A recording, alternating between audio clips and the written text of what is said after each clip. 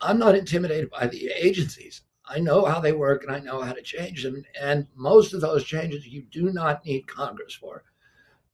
President Trump could have done it, had the power to do it himself, and President Biden has the power to do it himself. And I'll give you an example. With a stroke of the pen, you can change back the rule that allows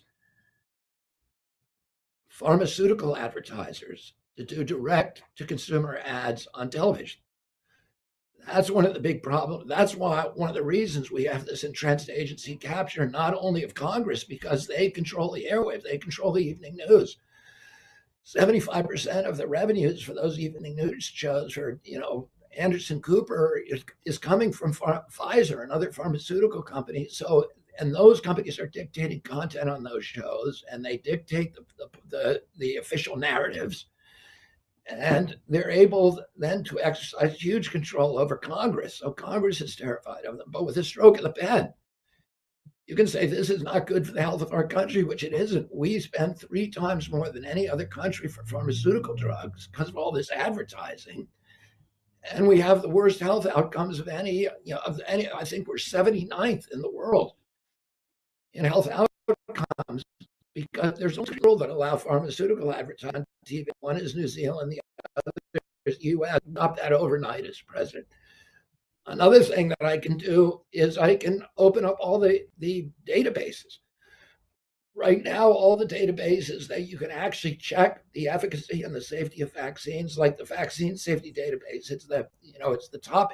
It's all the vaccine records and the medical claims for 10 million Americans from the top 10 HMOs.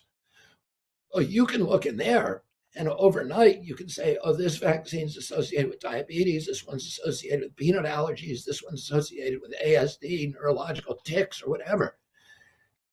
That database, CDC keeps it in a lockbox like Fort Knox and makes sure no scientist is allowed in there. Well, I'll open up that database on day one. And I'll also I'll bring all the medical journals, the New England Journal of Medicine, the Lancet, JAMA, into the Justice Department. As soon as I appoint an AG, and I'll say to them, "You guys are part of a racketeering syndicate.